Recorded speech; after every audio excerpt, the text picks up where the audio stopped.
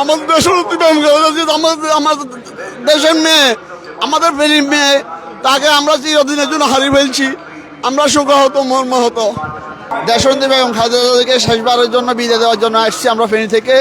তিনি আমাদের দেশ মাতা, তার অনুপ্রেরণা আমরা রাজনীতিতে যুক্ত হয়েছি। ছাত্র রাজনীতি পরে যুব রাজনীতি করতেছি। দেশ মাতাকে বিদায় দেওয়ার জন্য আমরা আসছি তার জানাজা শরীক হওয়ার জন্য। ওনার জনসভায় আমরা গেছি। উনি আমাদের আমরা ফেনীর মেয়ে খালেদাও গর্বের মধ্যে আলাদা। উনি আমাদের দেশ মাতা। ফেনী থেকে অনেক এমপি মন্ত্রী হবে, কিন্তু আমরা প্রধানমন্ত্রী হবো। আমাদের দেশের আমাদের দেশের মেয়ে, আমাদের ফেনীর মেয়ে, তাকে আমরা চিরদিনের জন্য হারিয়ে ফেলছি। আমরা শোকাহত মর্মাহত।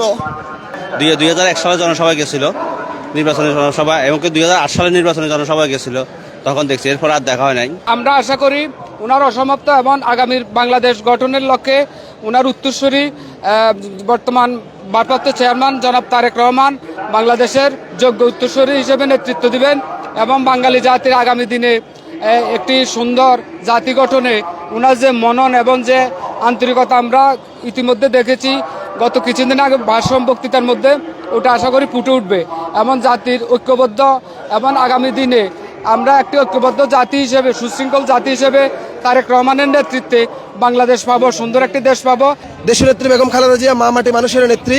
উনি দীর্ঘ দুঃশাসনের রাজনৈতিক অপসংস্কৃতির, যে স্বৈরাচারী হাসিনার আজ্ঞাবহ যে দুর্নীতি এবং তার উপর যে প্যাসিজম যে আচরণ, তা ডিঙিয়ে দীর্ঘদিন অসুস্থ থাকার পরেও আজ উনি মৃত্যুবরণ করেছেন গতকাল ভোর 6টায়। আমরা ওনার জানাজায় অংশগ্রহণ করার জন্য আসছি। উনি সবসময় স্বাধীনতা, সার্বভৌমত্বের পক্ষে ছিলেন, আপোষহীন। উনি এই দেশের মানুষের জন্য, এই দেশের জন্য সর্বোচ্চ ত্যাগ স্বীকার করেছেন। আমরা আজ এই মহিষী নারীকে বিদায় দেওয়ার জন্য আমরা তার জানাজায় অংশগ্রহণ করার জন্য আসছি। দেশবাসীর কাছে আমরা বলবো, আপনারা ওনার জন্য দোয়া করবেন, আল্লাহ যাতে ওনাকে জান্নাতুল উচ্চ মাকাম দান করেন।